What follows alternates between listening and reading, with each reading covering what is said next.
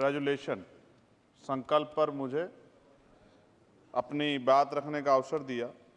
अध्यक्ष जी, मैं middle class family से आता हूं। मेरे पिताजी प्राइमरी स्कूल में हेडमास्टर थे। गरीबी मैंने लोग लिखा होता है कि देख के आए, सुनिए, मैंने तो अपने जीवन में इसका अनुभव किया सर। प्रायोजक हैं cancer healer centre, a new beginning. एक ऐसी बहुत बड़ी दुनिया है जो जिनके सपनों में ही हवाई जहाज है कि वो कभी हवाई यात्रा करेंगे।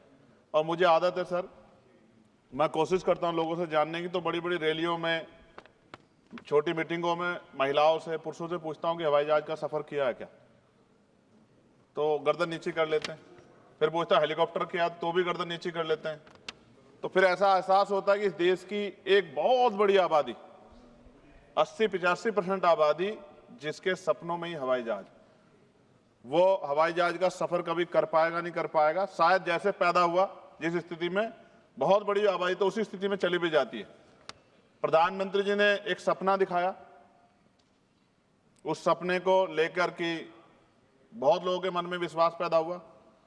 और मुझे ऐसा लगा, एक पिक्चर भी आई थी सर, सिरफिरा, उसमें अक्षय कुमार सर बहुत सस्ते दामों में हवाई जहाज चला लेता है। मैं मंत्री जी से कहूंगा कि उन्हीं से सीख ले कि कम से कम वो इतने बड़े पैमाने पे जो जनता है उनके जीवन में कुछ पल खुशी के दे पाए।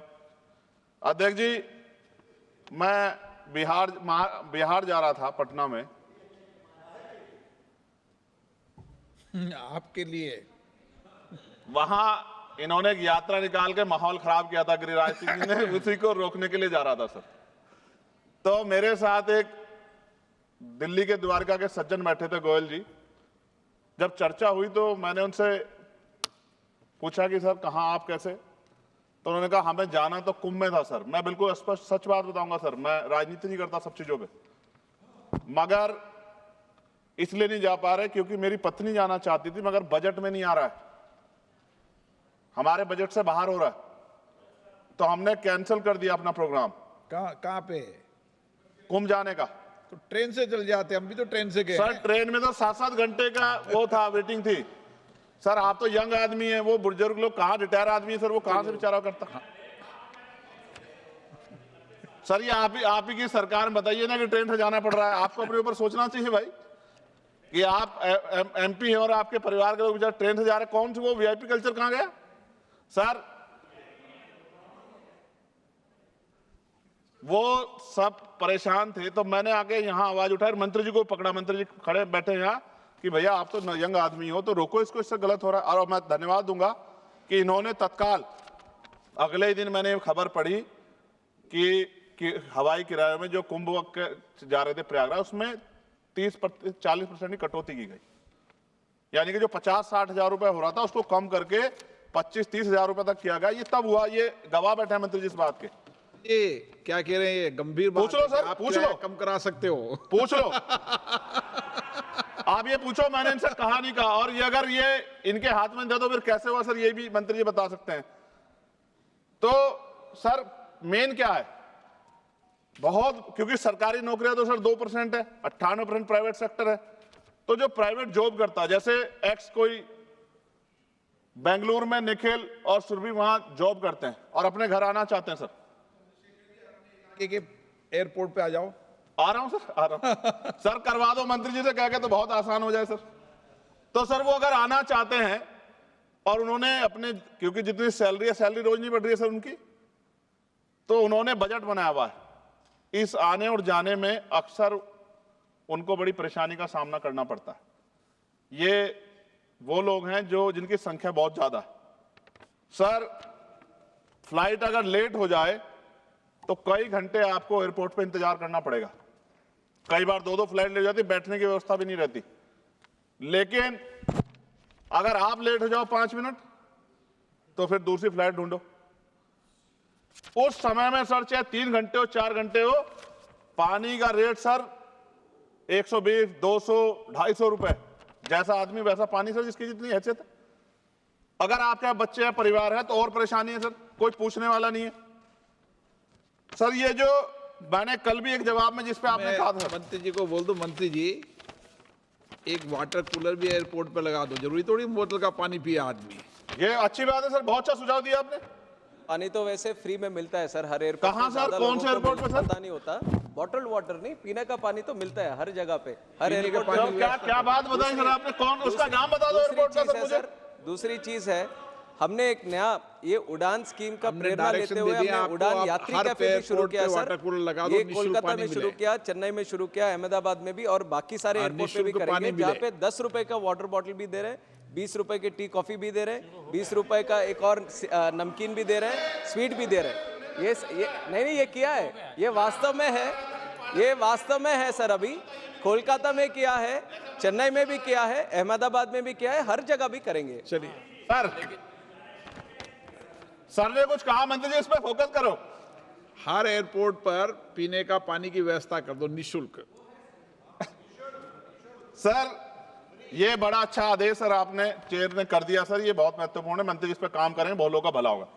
सर एक चीज बहुत मेरे दिमाग में बहुत मुझे जो पीड़ा दे रही सर, आप पीड़ा मत दो, आप सर खत्म कर दो, दो मिनट में खत्म कर दूंगा सर। आप चेयर पे बैठे हैं तो और ज्यादा अच्छा है सर। जैसे हमने बोलना है।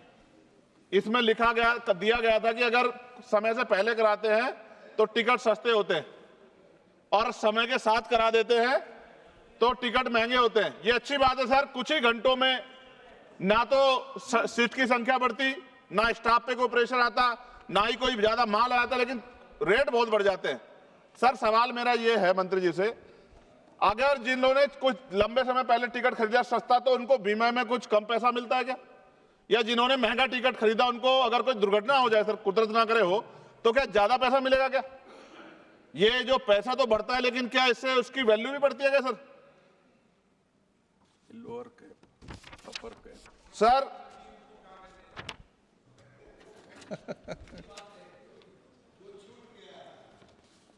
सर आपने कहा कि भाई ये जो है डिपेंड करता है सीजनलिटी, छुट्टियां, त्योहारों और प्रतिस्पर्धा पे। सर प्रतिस्पर्धा है कहां सर? हमने तो जो कुछ था उसका निजीकरण बेच के सब जीरो कर दिया सर। कुछ नॉमिनल शेयर अपने पास रखे।